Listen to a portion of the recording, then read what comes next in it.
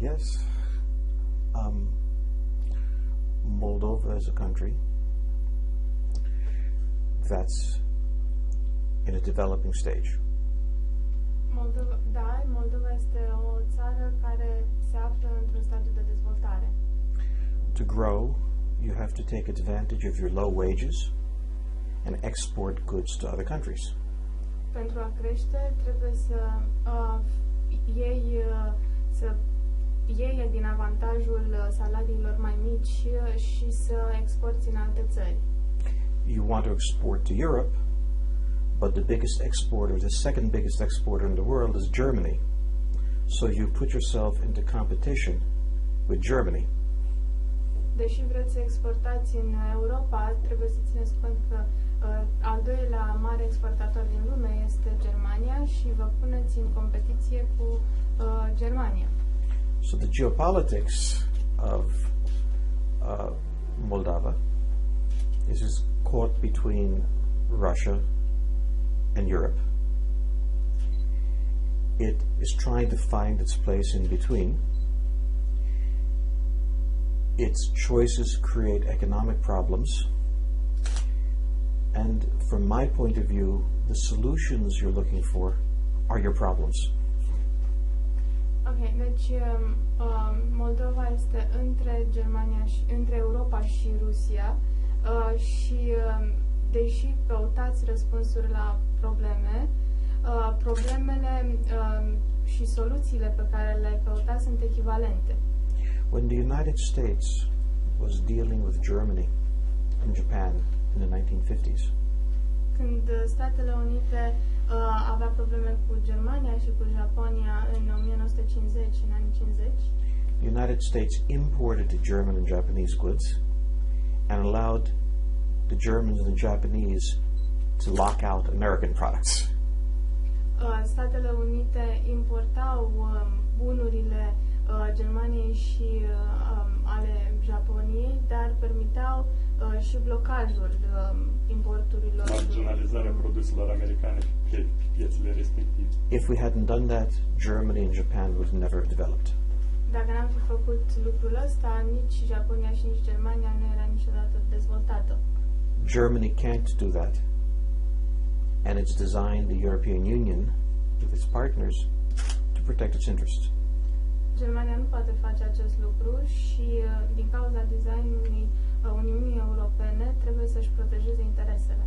So there is a paradox in Moldova's attitude. Deci este un paradox în atitudinea Moldovei.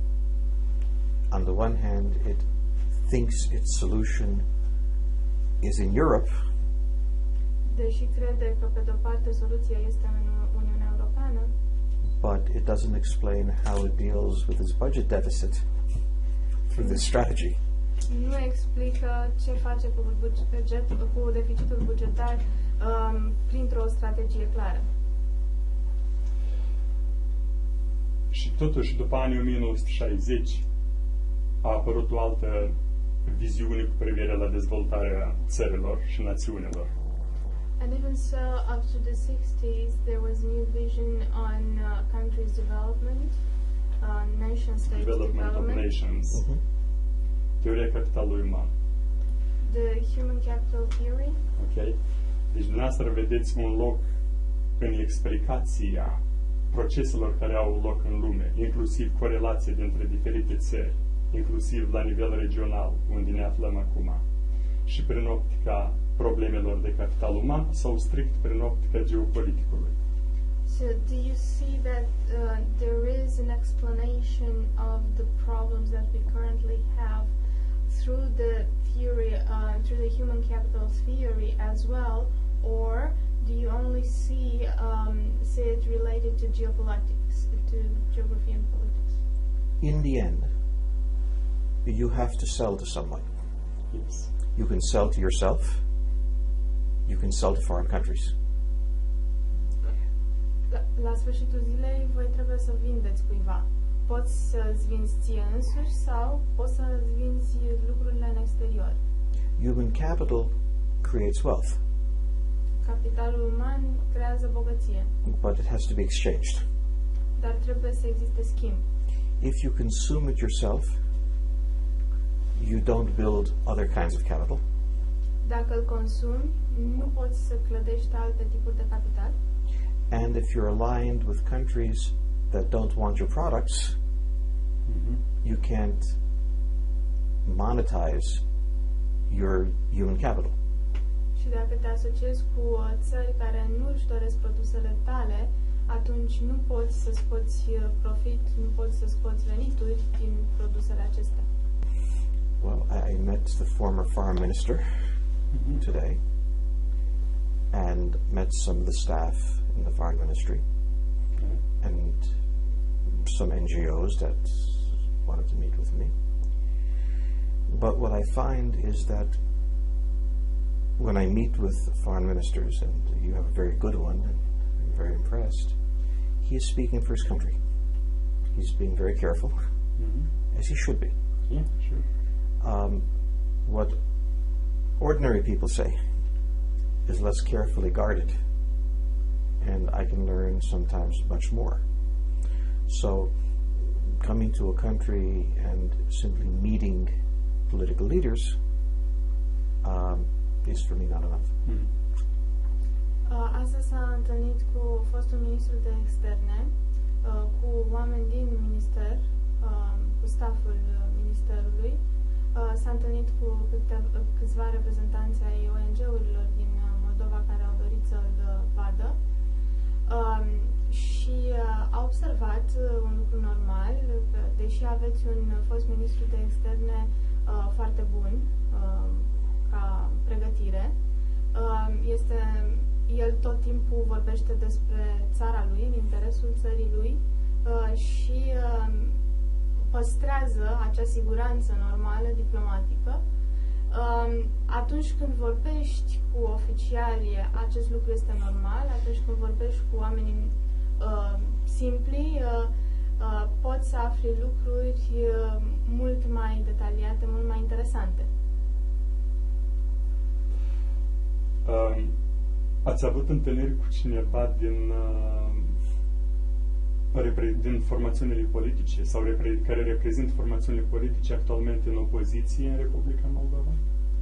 Did you meet anyone that is from the opposition? I didn't, well, there's much opposition. Yeah, there is much. But I did not meet who I would have liked to have met with, just wasn't time, members of the Communist Party. Okay.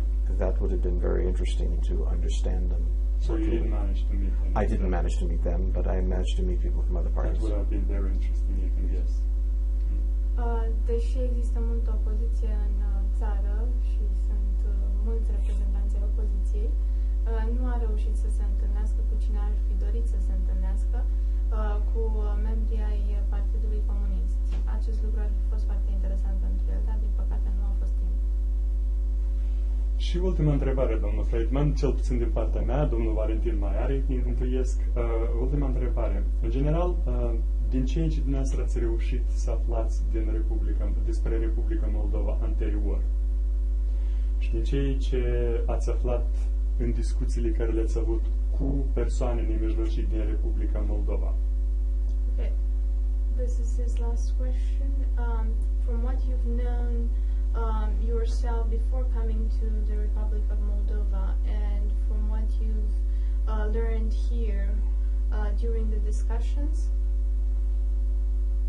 în ce măsură credeți că Republica Moldova, în virtutea sau în ciuda circumstanțelor care o influențează la nivel geopolitic, va reuși să se integreze în Uniunea Europeană?